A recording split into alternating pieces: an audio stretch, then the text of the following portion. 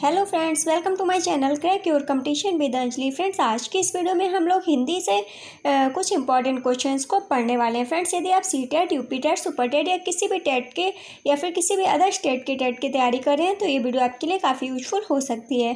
Friends, इस video में मैंने काफ़ी इंपॉर्टेंट क्वेश्चंस को लिया है। फ्रेंड्स, मैं आपको बताना चाहूँगी कि यदि आपने अभी तक चैनल को सब्सक्राइब नहीं किया तो चैनल को सब्सक्राइब करके बेल आइकन को प्रेस कर लीजिए, क्योंकि आज से इस चैनल पर आपको सीटेट की हर सब्जेक्ट की क्लास अवेलेबल करवाई जाएगी और साथ ही आपको 130 प्लस मार्क्स लाने की पूरी तैयारी करवाई जाएगी। तो चलिए फ्रेंड्स, वीडियो को शुरू करते हैं। आज का फर्स्ट क्वेश्चन है, निम्नलिखित में से कौन सा एक भाषा अधिगम के संबंध में सही है? ए, भाषा अधिगम केवल भाषा की पाठ्यपुस्तकों को पढ़ने से ही होता है। बी, भाषा अधिगम की गति मुद्रित एवं लिखित समृद्ध परिवेश में बढ़ जाती है। सी, विज्ञान तथा गणित सीखने के लिए भाषा अधिगम की आवश्यकता नहीं होती है। डी, भाषा अधिगम अचेतन होती है। तो इसका राइट आंसर हो जाएगा हमारा ऑप्शन नंबर बी, भाषा अधिगम की गति मुद्रित एवं लिखित समृद्ध परिवेश में बढ़ जाती है। फ्रेंड्स, काफ़ी इंपॉर्टेंट क्वेश्चन है ये आपके सीटेट के एग्जाम के लिए। नेक्स्ट क्वेश्चन है हमारा, भारतीय संविधान में हिंदी भाषा को क्या दर्जा दिया गया है? ए, राष्ट्रभाषा, बी, राजभाषा, सी, सह राजभाषा, डी, शास्त्रीय भाषा। तो हमारे भारतीय संविधान में हिंदी भाषा को राजभाषा का दर्जा दिया गया है। ऑप्शन नंबर बी इसका सही आंसर हो जाएगा। फ्रेंड्स, मैंने जितने भी क्वेश्चंस लिए हैं काफ़ी सिलेक्टेड क्वेश्चंस हैं, तो आप लोग सारे क्वेश्चंस को अच्छे से पढ़ लीजिए। नेक्स्ट क्वेश्चन है, भाषा अर्जन का अर्थ है? ए, किसी भाषा के व्याकरण के नियमों को सीखना। बी, किसी भाषा को अनौपचारिक परिवेश में अनजाने में ही सीख लेना। सी, किसी भाषा को औपचारिक परिवेश में सायास सीखना। डी, भाषा के बारे में सीखना। तो इसका right answer option number B हो जाएगा, किसी भाषा को अनौपचारिक परिवेश में अनजाने में ही सीख लेना भाषा अर्जन का अर्थ है। ठीक है, नेक्स्ट क्वेश्चन है, निम्नलिखित कथन पढ़कर सही विकल्प का चयन करें। कथन आ है, मूल्यांकन का उपकौशल उपागम जो किन बिंदुओं में मदद की जरूरत है यह भांपने की अध्यापक की सहज बुद्धि को परिलक्षित करता है। और तर्क बा है, लेखन और श्रवण की परीक्षा को कई उपकौशलों में बांटा जा सकता है। एकीकृत भाषा परीक्षाओं द्वारा पूरा किया जा सकता है। तो फ्रेंड्स, हमारे इसमें आ और बा दोनों सही हैं। ऑप्शन नंबर जो हमारा होगा वो सही होगा, क्योंकि बा जो है वो आग की सही व्याख्या नहीं करता है। ठीक है फ्रेंड्स, इसी तरह के क्वेश्चंस आपके एग्जाम में पूछे जाते हैं, तो आप लोग थोड़ा माइंड से इन क्वेश्चंस को समझने की कोशिश कीजिएगा। नेक्स्ट क्वेश्चन है, निम्नलिखित में से कौन सा भाषा अर्जन के व्यवहारवादी सिद्धांत से संबंधित नहीं है? ए, सक्रिय अनुकूलन, बी, खाली बर्तन, सी, प्रयास तथा त्रुटि, डी, सामाजिक अंतःक्रिया। तो इसका right answer option number D हो जाएगा, सामाजिक अंतःक्रिया। नेक्स्ट क्वेश्चन है, विद्यालय के शुरुआती दिनों में शिक्षार्थी के घर की भाषा का उपयोग करना डैश। ए, शिक्षकों पर बोझ बढ़ाता है। बी, सभी के लिए अधिक प्राकृतिक एवं तनाव भरा है। सी, हमेशा अधिगम उद्देश्यों में सुधार को बढ़ावा देता है। डी, घर से विद्यालय में सहज परागमन को समुन्नत करता है। तो इसका जो राइट आंसर होगा वो ऑप्शन नंबर डी हो जाएगा, घर से विद्यालय में सहज परागमन को समुन्नत करता है। नेक्स्ट क्वेश्चन है, वाइगोत्स्की डैश का समर्थन करते हैं? वाइगोत्स्की किसका समर्थन करते हैं? ए, भाषा अर्जन क्षमता, बी, सामाजिक अंतःक्रिया, सी, अनुकरण, डी, दंड और पुरस्कार। तो जो वाइगोत्स्की हैं वो सामाजिक अंतःक्रिया का समर्थन करते हैं। ऑप्शन नंबर बी इसका सही आंसर है। नेक्स्ट क्वेश्चन है, भारतीय कक्षाएं बहुभाषी कक्षाएं होती हैं। बहुभाषिकता के इस संदर्भ को ध्यान में रखते हुए प्राथमिक स्तर पर बहुभाषी कक्षा के बारे में निम्नलिखित में से कौन सा एक सर्वाधिक उपयुक्त है? ए, शिक्षक को शिक्षार्थी की भाषा को नज़रअंदाज करते हुए विद्यालय की भाषा पर ध्यान देना चाहिए। ये नहीं होगा फ्रेंड्स। बी है हमारा, घर की भाषा या मातृभाषा घर पर बोलनी चाहिए, ना कि विद्यालय में। ये वाला भी हमारा नहीं होगा। नेक्स्ट है, भारत में एकल भाषी विद्यालय होने चाहिए तथा शिक्षार्थियों को उनकी भाषा की प्राथमिकताओं के अनुसार प्रवेश देना चाहिए। ये भी नहीं होगा। हमारा जो आंसर होगा वो डी होगा, शिक्षक शिक्षार्थियों को उनकी स्वयं की भाषा में संप्रेषण करने एवं अभिव्यक्ति हेतु प्रोत्साहित करें तथा उनके विचारों को सम्मान दें। नेक्स्ट क्वेश्चन है, व्याकरण अनुवाद विधि में नहीं है। क्या नहीं है? ए मातृभाषा द्वारा सीखने को बढ़ावा देना, बी व्याकरण को महत्व देना, सी विद्यार्थी के संप्रेषण कौशल का संवर्धन करना, डी विद्यार्थी को भाषा के धारा प्रवाह प्रयोग करने योग्य बनाना। तो इसका right answer option number C हो जाएगा, विद्यार्थी के संप्रेषण कौशल का संवर्धन करना। नेक्स्ट क्वेश्चन है, पियाजे के अनुसार बच्चे के समग्र बौद्धिक विकास के लिए डैश ए भाषा की कोई भूमिका नहीं है, बी भाषा से सबसे महत्वपूर्ण पहलू है, सी भाषा मात्र एक पहलू है, डी भाषा विकास का अंग नहीं है। तो इसका आंसर ऑप्शन नंबर बी हो जाएगा, भाषा सबसे महत्वपूर्ण पहलू है। पियाजे के अनुसार बच्चे के समग्र बौद्धिक विकास के लिए जो भाषा है वो सबसे महत्वपूर्ण पहलू है। नेक्स्ट क्वेश्चन है, बच्चे किसी भी भाषा में जो भी सुनते हैं वह उनकी शब्द संपदा को प्रभावित कर सकता है। यह किस सिद्धांत पर आधारित है? यह ए बच्चे वही सीखते हैं जो वे सबसे अधिक सुनते हैं, बी बच्चे अपनी रुचियों के अनुसार सीखते हैं, सी बच्चे निष्क्रिय गतिविधियों की अपेक्षा अंतःक्रियात्मक गतिविधियों के माध्यम से अधिक सीखते हैं, डी बच्चे अर्थपूर्ण संदर्भों में सबसे अच्छी तरह से सीखते हैं। तो इसका राइट आंसर हमारा ऑप्शन नंबर ए होगा, बच्चे वही सीखते हैं जो वे सबसे अधिक सुनते हैं। नेक्स्ट क्वेश्चन है, किसके द्वारा प्रस्तावित किया गया कि बच्चे भाषा सीखने के लिए अनुकूलन तथा समायोजन का प्रयोग करते हैं? ए स्टीफन क्रेशन, बी पी.एफ. स्किनर, सी जीन पियाजे, डी नोम चॉम्स्की। तो इसका राइट आंसर है ऑप्शन नंबर सी, जीन पियाजे के द्वारा।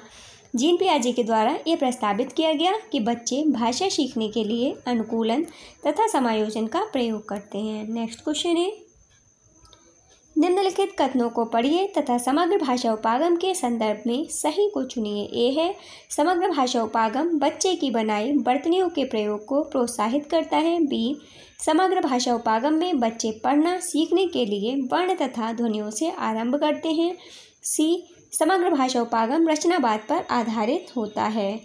तो इसका आंसर हमारा होगा ऑप्शन नंबर बी, ए और जो बी है वो सही है। ए और सी वाला जो है हमारा, ए वाला और सी वाला सही है लेकिन बी वाला हमारा गलत है। ऑप्शन नंबर बी इसका सही आंसर है। नेक्स्ट क्वेश्चन है, बहुभाषिक शिक्षा एक ऐसी प्रक्रिया है जिसमें शिक्षार्थी विद्यालय में अतिरिक्त भाषा सीखने से पहले डैश से शुरुआत करते हैं। ए अपनी मातृभाषा, बी द्वितीय भाषा, सी संकेत भाषा, डी बहुभाषाओं। तो इसका राइट आंसर ऑप्शन नंबर ए होगा, अपनी मातृभाषा से शुरुआत करते हैं।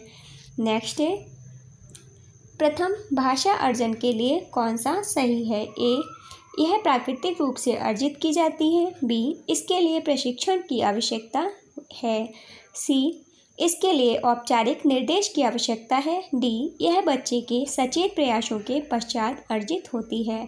तो इसका राइट आंसर हमारा ऑप्शन नंबर ए होगा, यह प्राकृतिक रूप से अर्जित की जाती है। नेक्स्ट है,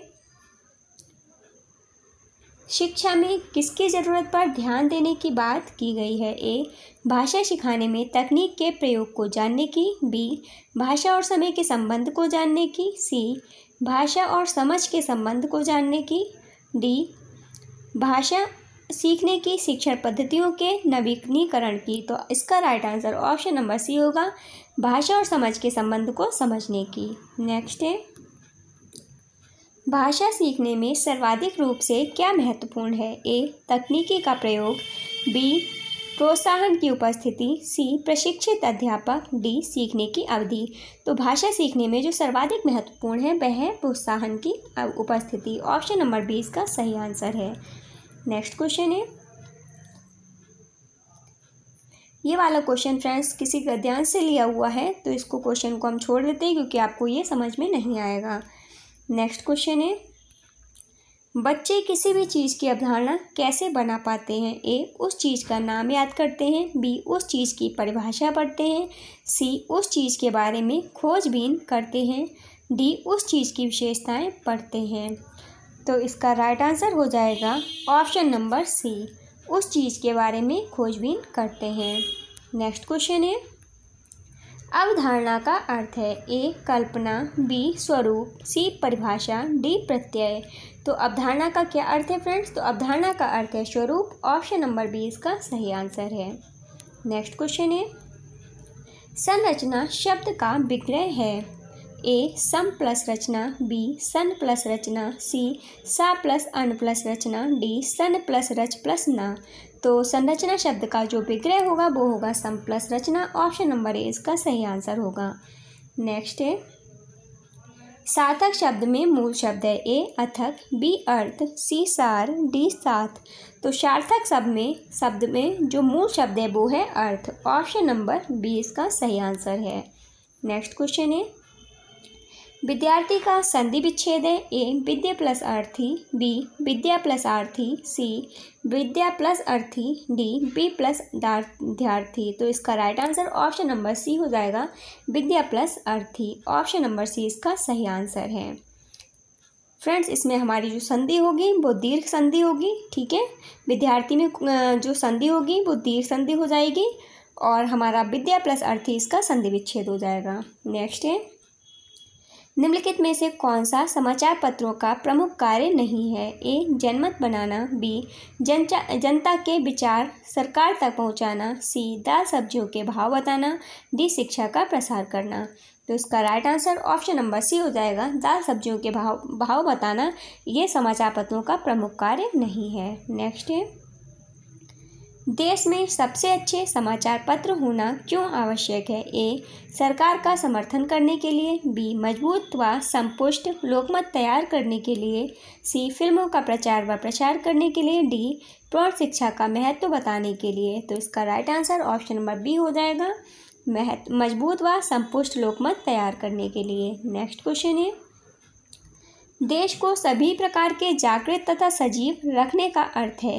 ए देश की जनता को सोने नहीं देना, बी देश की जनता को जागरूक व अपने विचारों को रखने के लिए प्रेरित करना, सी देश की जनता को चिरायु रखना, डी देश की जनता को अल्पायु रखना।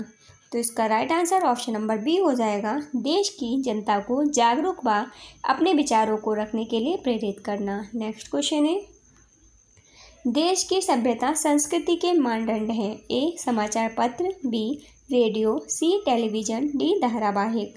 तो देश की सभ्यता संस्कृति के मानदंड हैं समाचार पत्र। ऑप्शन नंबर ए इसका सही आंसर हो जाएगा। नेक्स्ट क्वेश्चन है, निम्नलिखित शब्दों में से कौन सा सु उपसर्ग का उदाहरण नहीं है। मतलब किस शब्द में सु उपसर्ग लगा हुआ नहीं है। ए सुयोग, बी सुस्पष्ट, सी सदाचार, डी सुदृढ़। तो सु जो उपसर्ग है वो सुयोग, सुस्पष्ट और सुदृढ़ में लगा हुआ है, सदाचार में नहीं लगा हुआ है। तो ऑप्शन नंबर सी हमारा सही आंसर है। नेक्स्ट क्वेश्चन है, देश में अच्छे समाचार पत्र होना आवश्यक है क्योंकि ए समाचार पत्रों की बिक्री बढ़ जाती है, बी सरकार को अधिक राजस्व प्राप्त होता है, सी सरकार तक जनता के विचार पहुंचाना तथा लोकतंत्र को मजबूत करने में महत्वपूर्ण भूमिका होती है, डी देश में तानाशाही लाने में सहायता करते हैं। इसका right answer option number C हो जाएगा, सरकार तक जनता के विचार पहुंचाना तथा लोकतंत्र को मजबूत करने में महत्वपूर्ण भूमिका होती है। नेक्स्ट क्वेश्चन है, उन्नति का विलोम शब्द है। ए अधोगति, बी अवनति, सी पतन, डी उन्नयन। तो उन्नति का जो विलोम शब्द होगा वो होगा अवनति। ऑप्शन नंबर बी इसका सही आंसर है। नेक्स्ट क्वेश्चन है, शिक्षार्थी केंद्रित कक्षा कौन सी है। ए जिस कक्षा में अध्यापक निर्णय लेते हैं और आत्मनिर्भर होते हैं, बी जिसमें अधिगम का समग्र उत्तरदायित्व अध्यापक पर होता है, सी जिसमें विद्यार्थियों की बहुत कम संख्या पर ध्यान दिया जाता है और अधिकांश विद्यार्थियों की अनदेखी की जाती है, डी जिसमें शिक्षार्थियों के पूर्व ज्ञान और अनुभवों को शामिल किया जाता है। तो इसका right answer option number D हो जाएगा, जिसमें शिक्षार्थियों के पूर्व ज्ञान और अनुभवों को शामिल किया जाता है, शिक्षार्थी केंद्रित कक्षा कहलाती है। नेक्स्ट क्वेश्चन है, भाषा जागरूकता के बारे में क्या सही है। ए इससे संज्ञानात्मक रूप से लाभ है, बी इससे किसी प्रकार का कोई लाभ नहीं है, सी यह भाषा की व्याकरण को जानना है, डी यह निर्धारित अवधारणा है। तो इसका राइट आंसर ऑप्शन नंबर ए हो जाएगा, इससे संज्ञानात्मक रूप से लाभ है। नेक्स्ट क्वेश्चन है, वाइगोत्स्की के अनुसार बच्चों में भाषा का विकास कब होता है? ए, जब वे दूसरों के साथ बातचीत करते हैं। बी, जब वे भौतिक वस्तुओं के साथ बातचीत करते हैं। सी, जब वे स्वयं से बातचीत करते हैं। डी, जब वे चुप रहते हैं। तो वाइगोत्स्की के अनुसार बच्चों में जो भाषा का विकास है वो तब होता है जब वे दूसरों के साथ बातचीत करते हैं। ऑप्शन नंबर ए इसका सही आंसर है। नेक्स्ट क्वेश्चन है, निम्नलिखित में से कौन सा अधिगम के लिए आकलन है? ए, सत्र के अंत में विद्यार्थी की प्रगति की मॉनिटरिंग करने के लिए क्षेत्रीय स्तर पर आकलन तैयार करना। बी, वर्ष के अंत में विद्यार्थियों की प्रगति जानने के लिए आकलन तैयार करना। सी, शिक्षा अधिगम प्रक्रिया के दौरान विद्यार्थियों की प्रगति की निगरानी और उसमें सुधार करने के लिए आकलन तैयार करना। डी, राष्ट्रीय उपलब्धि सर्वेक्षण जैसी आकलन संबंधित गतिविधियाँ। तो इसका राइट आंसर हो जाएगा हमारा ऑप्शन नंबर सी, शिक्षण अधिगम प्रक्रिया के दौरान विद्यार्थियों की प्रगति की निगरानी और उसमें सुधार करने के लिए आकलन तैयार करना। नेक्स्ट है, निर्देशित रचना सामान्यतः किस पर प्रस्तुत करनी चाहिए? ए, अव्यक्त स्तर पर। बी, आरंभिक स्तर पर। सी, किशोरावस्था के स्तर पर। डी, वयस्क के स्तर पर। तो जो निर्देशित रचना है वो प्रस्तुत करनी चाहिए आरंभिक स्तर पर। ऑप्शन नंबर बी इसका सही आंसर है। नेक्स्ट क्वेश्चन है, शब्द दीवार लिखित या मुद्रित शब्दों का वह समूह है जो बड़े आकार में होते हैं और कक्षा की दीवार पर इस तरह लगाए जाते हैं कि वे दिखाई पड़ें। इस शब्द दीवार के माध्यम से साक्षरता की कौन सी अवधारणाएं या कौशल नहीं सिखाए जा सकते? ए, बर्तनी की आकृति के प्रति जागरूकता। बी, कठिन शब्दों का उच्चारण। सी, ध्वनि के नियमों को समझकर पढ़ना। डी, मूल शब्दों की समझ। तो इसका राइट आंसर हो जाएगा ऑप्शन नंबर बी, कठिन शब्दों का उच्चारण। नेक्स्ट क्वेश्चन है, विद्यार्थियों को पूर्व सर्ग सिखाने के लिए निम्नलिखित में से कौन सी निगमन विधि है? ए, पूर्व सर्ग, ने, पर, ऊपर के प्रयोग के नियम बताना और उदाहरण देना। बी, पूर्व सर्गों के बहुमत से उदाहरण देना और विद्यार्थियों को नियम बताने के लिए कहना। सी, एक गद्य खंड पढ़ाते समय पूर्व सर्गों के प्रयोग के नियम बताना। डी, वाक्य देना, विद्यार्थियों को इन वाक्यों में उन शब्दों की पहचान करने के लिए कहना जो संज्ञा, सर्वनाम, क्रिया या विशेषण नहीं है। तो इसका राइट आंसर ऑप्शन नंबर ए हो जाएगा, पूर्व सर्ग, ने, पर, ऊपर के प्रयोग के नियम बताना और फिर उदाहरण देना। ठीक है, ये है निगमन विधि। निगमन विधि में फ्रेंड्स क्या होता है, तो निगमन विधि में सबसे पहले नियम बताए जाते हैं और फिर उदाहरण दिया जाता है। इसी तरह से अगर हम आगमन विधि की बात करें तो आगमन विधि में पहले उदाहरण दिए जाते हैं और उसके बाद नियम बताए जाते हैं। इस चीज़ को आप लोग याद कर लीजिए। अक्सर निगमन विधि और आगमन विधि से ये दो क्वेश्चंस पूछे जाते हैं। नेक्स्ट है, वह कौन सा परीक्षण है जिसके द्वारा किसी विशिष्ट कार्य के संबंध में विद्यार्थियों की उपलब्धियों का मापन किया जाता है? वह कार्य जिसमें विद्यार्थियों को बेहतर प्रदर्शन करने की ज़रूरत है। ए, निपुणता परीक्षण। बी, उत्पादक परीक्षण। सी, व्यक्तिपरक परीक्षण। डी, वस्तुनिष्ठ परीक्षण। तो इसका राइट आंसर ऑप्शन नंबर ए हो जाएगा, निपुणता परीक्षण। नेक्स्ट क्वेश्चन है, संज्ञानात्मक अधिगम का सिद्धांत निम्नलिखित में से किसे स्वीकृति देता है? ए, मनुष्य भाषा यंत्र के साथ जन्म लेते हैं। बी, टिया अधिगम प्रक्रिया का ही हिस्सा है। सी, भाषा आदत निर्माण की प्रक्रिया के द्वारा सीखी जाती है। डी, भाषा विवेचन तथा मानसिक प्रक्रियाओं के द्वारा सीखी जाती है। तो इसका राइट आंसर हो जाएगा ऑप्शन नंबर सी, भाषा आदत निर्माण की प्रक्रिया के द्वारा सीखी जाती है। नेक्स्ट क्वेश्चन है, एक शिक्षिका ऑनलाइन कार्यक्रम का प्रयोग करती है जिसमें शिक्षार्थी ऑनलाइन ही मानचित्र का निर्माण, संपादन एवं साझा करते हैं। निम्नलिखित में से कौन सा कौशल इस डिजिटल उपकरण के प्रयोग के माध्यम से शिक्षार्थियों में विकसित किया जा सकता है? ए, संपादन। बी, चिंतन। सी, मसौदा तैयार करना। डी, समझाना। तो इसका right answer option number B हो जाएगा, चिंतन। नेक्स्ट क्वेश्चन है, सामाजिक अंतःक्रिया का संबंध किससे है? ए, चॉम्स्की। बी, पियाजे। सी, स्किनर। D, Vygotsky. तो सामाजिक अंतःक्रिया का संबंध है वाइगोत्स्की से। ऑप्शन नंबर डी इसका सही आंसर है। नेक्स्ट क्वेश्चन है, जो लोग अनेक भाषाएं जानते हैं उन्हें डैश कहते हैं। उन्हें क्या कहते हैं? ए, बहुभाषी। बी, बहुभाषाविद। सी, बहुवक्ता। डी, एक भाषीय। तो जो लोग अनेक भाषाएं जानते हैं उन्हें बहुभाषी कहते हैं। ऑप्शन नंबर ए इसका सही आंसर है। नेक्स्ट क्वेश्चन है, निम्नलिखित में से कौन सा भाषा सीखने के लिए उत्पाद आधारित कार्य है? ए, शिक्षार्थी राजनीतिक मुद्दों पर समाचार पढ़ता है। बी, शिक्षार्थी अनुच्छेद लिखने के लिए विचार एकत्रित करने के लिए समूह में कार्य करता है। सी, शिक्षार्थी चित्रों की क्रमबद्धता में प्रक्रिया का वर्णन करने के लिए चिंतन करता है। डी, शिक्षार्थी प्रक्रिया उपागम अपनाकर समाचार पत्र के लिए एक लेख लिखता है। तो इसका right answer option number D होगा, शिक्षार्थी प्रक्रिया उपागम अपनाकर समाचार पत्र के लिए एक लेख लिखता है। नेक्स्ट क्वेश्चन है, प्रामाणिक आकलन क्या है? ए, मानकीकृत परीक्षण जिसमें प्रश्न उत्तर चुनने के लिए सीमित संख्या में दिए जाते हैं। बी, शिक्षार्थियों के निष्पादन के मापन का वह उपागम जो प्रत्यक्ष एवं सुसंगत तरीके से जांच करता है कि अधिगम उद्देश्य प्राप्त हुए हैं या नहीं। सी, प्रतिभागियों का आकलन जहां कार्यक्रम के प्रतिफल पर बल दिया जाता है। डी, अनुदेशित इकाई के अंत में मानकों की तुलना में शिक्षार्थियों के अधिगम का मूल्यांकन करना। तो इसका right answer option number B होगा, शिक्षार्थियों के निष्पादन के मापन का वह उपागम जो प्रत्यक्ष एवं सुसंगत तरीके से जांच करता है कि अधिगम उद्देश्य प्राप्त हुए हैं या नहीं, प्रामाणिक आकलन कहलाता है। नेक्स्ट है, निम्नलिखित में से कौन सा प्रथम भाषा के अर्जन में महत्वपूर्ण कारक है? ए, शिक्षक। बी, विद्यालय। सी, अवसरों की प्रकृति। डी, पहचान तथा प्रोत्साहन। तो प्रथम भाषा के अर्जन के लिए जो महत्वपूर्ण कारक है वो है अवसरों की प्रकृति। ऑप्शन नंबर सी इसका सही आंसर है। फ्रेंड्स, आज की वीडियो में बस इतना ही। आपको वीडियो कैसी लगी प्लीज़ कमेंट बॉक्स में ज़रूर बताइएगा। यदि आपको वीडियो पसंद आई हो तो वीडियो को लाइक एंड शेयर कीजिए।